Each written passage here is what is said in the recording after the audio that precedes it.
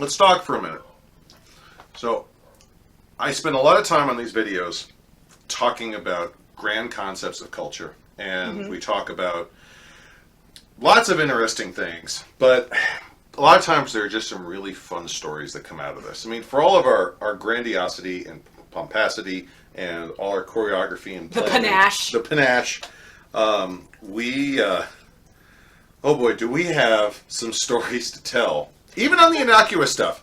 And part of the reason I asked Ashildr in on this video is we're both voice heralds, and we're both, I think it's safe to say, we're both explosive extroverts. Yes. And even though we have different registers, we're both very, very well enunciated at distance. Excellent projection. Which means that when Ansteorra had its first Coronet Tournament for the Principality of Vindheim, we were respectively called in to do Processions. And now, I had a bunch going on at the premier Coronet Tournament, so I only did one procession. That was the Baronies. To no one's surprise who knows the north of Ansteorra, you showed up ready for... I showed up ready for 3. And you wound up doing... 4. And how much advance notice did you have on number 4? 45 seconds at best. At best. 45. Now, let's set the stage here. Who's present for the court? We had the crown. King and queen. We had the king and queen. We had, all their champions. We have 520 some odd people overall. Like 29 fighters. Foreign dignitaries. So many foreign dignitaries. Yep. So many. For in case anyone missed this is the founding tournament for the Principality of Vindheim. So everyone who's anyone who had plane fare showed up. Yep. Anybody who had a big opinion fought in the tournament because they wanted to say that they were there. And so we had an ample audience with which to display our skills or lack thereof. In the loudest arena I've ever been in. Yep. To your credit, one of the catches of being a voice herald, if you've never done this, is try as you may, you don't know if you were heard until someone walks up to you afterward and says whether or not they heard you. And you were sweating bullets when you walked off the field. Yep. Yeah, you were.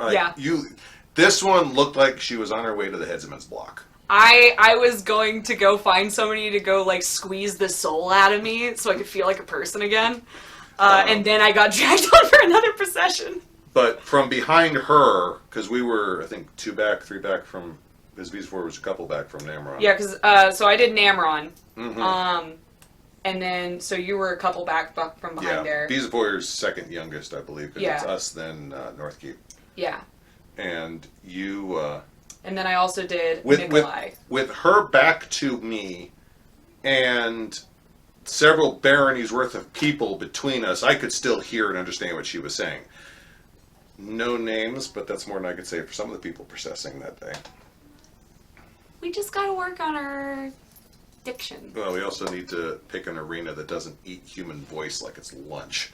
I will say, in defense of everybody, all of our, very prominent, very loud, large man heralds, all y'all with the very low voices, y'all had a much harder time because those generators and heaters were just roaring. They heard over me. Yeah. I pitched my voice up a little higher than I normally do for heralding, so I was a little piercing. You picked the right register, and I always harp on this, and it sounds really technical, but you had really good breath control, so you were able to maintain it. There were a bunch of heralds out there that halfway through their little minute and 10-second spiel, you could tell they were petering out. They were just schoolyard shouting and not properly projecting. And I know you had the training, but... It's borderline singing. It's talking, but loud. Yeah, oh no, it's the exact same mechanics, and it's the same register, it's the same part of your head.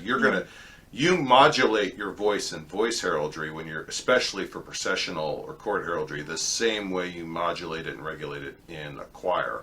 I did 7 years of competition choir in public school, so I'm saying that from firsthand experience. 11 years of classical vocal training and Yeah. 12 years of choir. Yeah, so she's, we both understand when we say it's like singing, that's not an exaggeration. Yeah. So, first of all, driving up before Madness, how nervous were you? I made myself go to sleep that night with a couple things undone because I was like, I swear to God, I have 3 things. They're not memorized. I have to write them out. And I had to be rested enough to do it right. And then I got on site and I started trying to help. And a couple of my friends basically got like the metaphorical spray bottle out and would not let me help set anything up because I was like so antsy about heralding 3 processions. You were wound. Well, we all were. I don't want to sound like I'm picking on you. I was tired than a 10-day clock. I was about to explode. But and you've been playing for what, 2 years now? I started, my first event was 2019. Okay, I started a little before that. So 2019, 2021, so 2 years, 2.5 2 years. I've been playing since fall of 97, and I've been voice heralding since fall of 98. And even still, I was wound tighter than a 10-day clock. I mean, we were both, and part of it was the event, but I also just think there's the natural pre-show jitters. Yeah, we you're going to get pre-show jitters. It doesn't matter how many times you've done it, because I've done it a bunch, and I'm still, let's not go there. So what, I don't want to go through the whole what it's like to process, because they can watch the video. You're active on TikTok. And hi!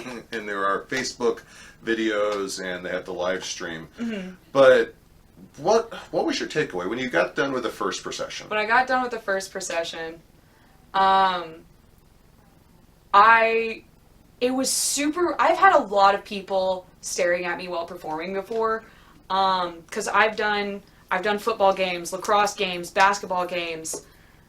That is, I think, the most people for the longest time I've ever had paying attention to me, which was kind of jittery, and it was also super weird because of like the particular SCA culture around shiny hats. I was like, I am walking in front of my Baron and my Baronova, and I'm walking towards the king and queen, like, oh my gosh, I am in this big central area, and I'm like, everybody's having to match my pace, and I'm one of the shortest heralds in the north.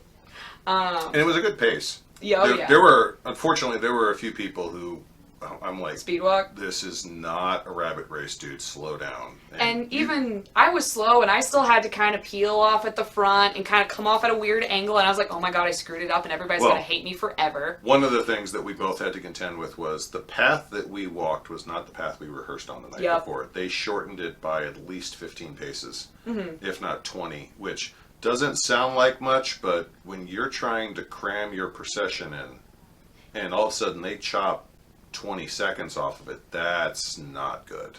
Yeah, it's like on the scale of like 30 to 90 second speeches. So losing 20 seconds kind of like throws you for a bit of a loop. Yeah, that's a huge deal. And the political ramifications for that are not small, because the whole point of these was we're talking up our baronies. I wound up not even getting to Mergenfeld, which is the canton under Wiesenfeuer.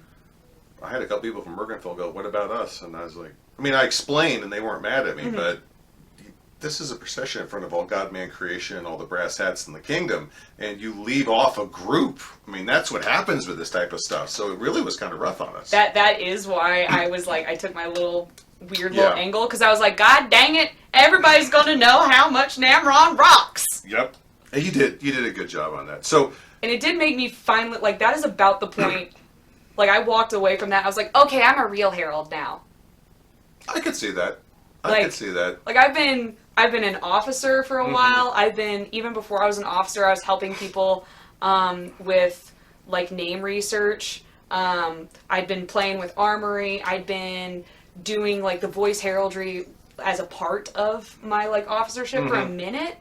But walking away from processing most of my barony behind me, I was like, oh, okay, now I'm real. Major threshold there for you. Yeah, I felt the same way when I did Wiesenfeuer because, ironically enough, and for anyone who knows me, you know I'm a massive advocate for the heraldic officer, especially the local officer. I literally was the project manager on a book on how to do the job. Which I reference all the time. I guess I need to include that link in the show notes now. Yeah. It's useful, especially if you're bad at retaining information. But ironically enough, I've even been regional herald. I was the herald of the area that is now the Principality for a year. I've never held a local office. I've never held a local heraldic office before. So, and my former group was not a barony. So it wouldn't even have been for a baron and baroness if it had been the local group and I was the herald. It would have been just the populace, which is a different ceremony. It's a different type of relationship. So my wife and I moved to Wiesenfeuer. We'd been here a year and 3 months at that point. And I had applied for local herald because the office came open, and the next thing I know, I'm told by the baronesses that I'm going to be leading them in for the processional. And 3 years playing, 23, almost a quarter century playing, and this was respectively our first in that end. I mean, I've got a little bit more experience. I've done I've done peerages, and I've opened courts. I've cried a royal court, so it's not that I was complete greenhorn. I wasn't, but it's such a different. Procession is super weird. It to is. The point, like when I was trying to explain on TikTok, like a couple different like kind of heraldic tracks, if you will. Oh, is this with the completely unhinged? That was the mildly unhinged TikTok I made. Completely. It was Ignore the completely. title. It was unhinged. She needed a cappuccino at that point. I needed so much more than a cappuccino. I needed true. like 3 espressos. But kind of what I realized after doing the procession is it is a whole different ball game from all the different other types of vocal heraldry. Like when we talk about book heraldry, we chop it up into name is super different from armory, is super different from admin, is super different from like literally everything else. And then I thought court heraldry was going to be like a good kind of catch-all for all voice heraldry is similar to this. Oh, no. Lyst heraldry is a beast unto itself. They're separate animals. Lyst heraldry is sight and list are where I cut my teeth. I was doing those for years before they gave me a court. They gave me a court and they were like, "Here you go," and I was like, "Ah!" But I had the prior voice herald deputy of our barony standing behind me and like feeding me information. Savage? Yeah, it was Savage. Yeah, Savage is good people. And I was sitting there trying to, he had an award and I was trying to hide it from him in the book. I was like, no, don't look. Savage is good. I can think of, there are only a handful of people I would want hovering on my shoulder if I needed a wingman in court. Savage is one of them. He's really good people. And he's always ready to like, if you start like getting a little too antsy, he will like step in. Yeah. He's like, do you need a way out?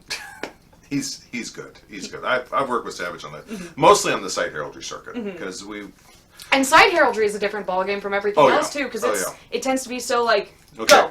No warning. Here's one for you.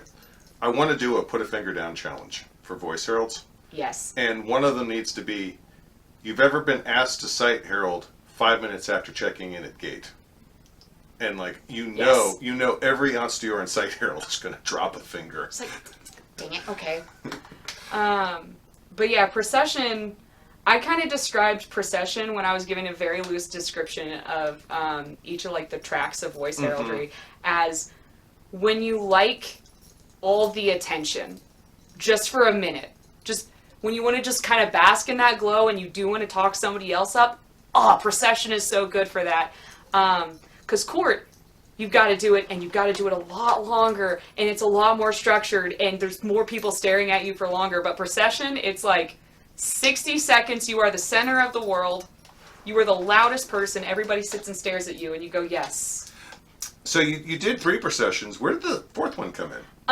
So I done the baronial procession, because, like, as the Sable Storm Pursuivant, like, that's my job. And my Baron had asked me to herald him in because he was he wanted to fight, and he wanted to fight as the Baron of Namron more so than as himself. So he was like, "Can you herald me again?" I was like, "Yes, absolutely, sir. You are a delight." And I had been asked a couple months prior by somebody I didn't even know at the time. But I knew his knight knew me and recommended me. So I heralded Macaulay and Durfina. Ah, okay. Okay. Yeah. That's some bragging rights after how he did in the tournament. Oh yeah, like I was sitting there going he was final 3, wasn't he? Wasn't he? He was the last. Yeah. It was him and Hermione's were the last fight, and not long after he kind of talked with his household after the fight, he came up to me and he went, "Sorry about not getting you a job." Like, he's a delightful man. Oh, he is. If you look at all the pictures of him, he just looks like a puppy dog. Beautiful. But no, you did. I didn't hear all of it because by the time you got down to the consort or the fighter presentations, I was with the barony. Yeah. We're doing some baronial stuff. But I did hear some of it. And again, excellent projection, excellent. So. And a big thing for him was he didn't want to be heralded on as like a Centurion Macaulay who's gonna break all of your bones and grind you to dust. He very specifically wanted to be, like, heralded on. It's like, yeah, I'm Macaulay, I'm good at fighting, but I'm good at other things. And also, Durfina's super, super cool and super talented, and look at how talented these people are. Very much an uplifting approach versus... Oh, yeah. That tracks with me. I have not had a chance to talk with him that much myself. They almost let me herald them on with the, "What's up, it's Centurion Macaulay" voice. I have to ask, when he made the finals... Did it sink in that you were one sword strike away from possibly becoming the new Coronet Herald? Yes. And what did it feel like when that was I was sitting there going, like, I can do it. Like, you'd actually come up to me and brought up that, like, the first 24 hours may be on me, but after that, I'm gonna have a support crew. Yeah. I was prepared, and I will say that at the start of the day, I was super not prepared. I was very... like, anxious about that possibility. And then after getting, like, all amped up about my 3 processions and then going, like, okay, I'm going to go chill out. I got a lot of jitters. I've got, like, the post-herald jitters to, like, to go kind of sit down and just stare at a wall or something for several minutes. Getting immediately dragged back on to process again kind of knocked most of the herald fear out of me. So that moment is probably when I was like... Who was your last minute herald? My last minute herald was our deadly bye. Oh my god. So, Duke Jason Drysdale, I'm sorry. Viceroy Deacon Baklava. No, he was going by Jason that day. No, he came up as... Oh god. He did the accent, so it's Baklava time. If it's the accent, it's Baklava. If he's just being normal Jason, which is in no way normal. Let me put this in context for our poor viewers. Ansteorra's royalty during COVID did not step down. So Jason and Margarita were on the throne for 2 months shy of 2 years or something. I mean, it was insane. And they had to maintain... There's no textbook to how to survive a pandemic. So they were maintaining the court and the awards of Ansteorra, inventing things as they went by Zoom, and... we couldn't hold Crown Tournament. They kept the dream alive. They did. There were like, I want to say 5 or 6 people total, of which they were 2, who on their hands and knees with baling wire and duct tape kept this game going in Ansteorra. When he stepped down, imagine a Mad King George running off the end of a diving board into the pool because he's finally... There was that much energy into it. He was... Oh, yeah. And it wasn't that he didn't enjoy it. I think he was honored that he was able to be part of that. Brother needed a break. Oh, yeah. So when we talk about the alternate persona and the it's the king name, killer. It's the man who killed King Jason Drysdale III. May he rest in peace. It is. That is his way of dealing with. I mean, like seriously, we've had crowns in the past who quit playing after their reigns over a lot less. So this is his way of preserving his sanity, really. So I just want still making having a fun time. Yeah, with him. Oh my god! At Namron's Protectorate, his antics. I fought him. I fought him at Protectorate. He walked on the field as Baklava. He had this I didn't recognize the world's weirdest accent because it was not. No, it was not. It was like if Russian and French had a sad baby. All right, for the first 3 rounds of that tournament, I didn't recognize him. Only reason I recognized him is he dressed exactly the same at Floki and Elizabeth's coronation. I didn't make coronation, and he had between the accent and he was modulating his voice. That was not his normal voice. Oh yeah, he was. And he had his mask on the whole time, and he pulled some stuff out there on the field, and I was like, the weirdest. Who the hell is this out of towner being a dick? And then finally someone told me, and I'm like, oh, I'm going to go give him hell now. He was my case fight, and he walked out with a sword that's basically got saw teeth. It's legal, and it looks so cool. But it looks like saw teeth, and a two-handed rapier that he borrowed from Carl Thorgerson. He went, ha-ha! So of course I had to like go, ha-ha, General Kenobi! Jesus, Mary and Joseph. And you know what? The Baroness giggled, and that's all that matters. That's on the rapier field, that really is. I am here to make her laugh.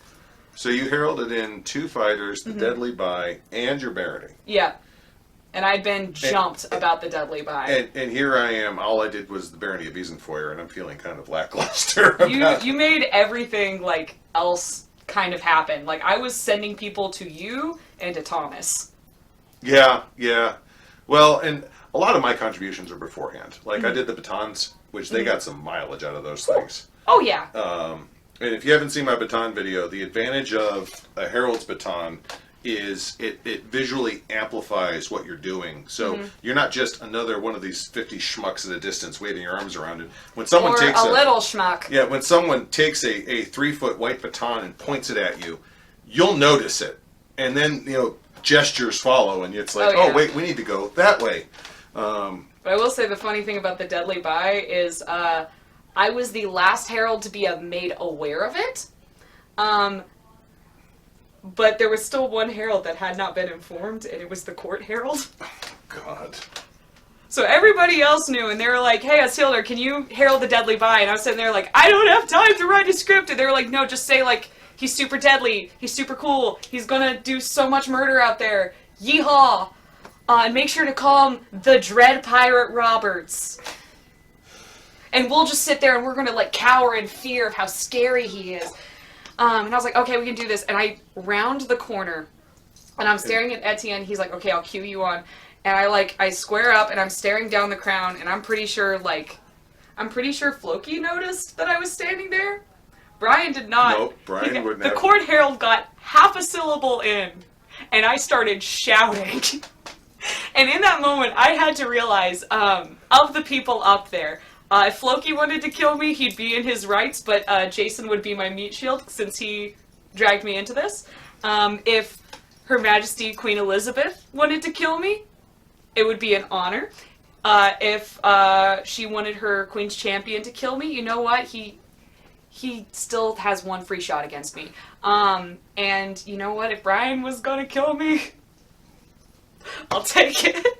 I think all the heralds in the north would have lined up and like, oh, come get somebody.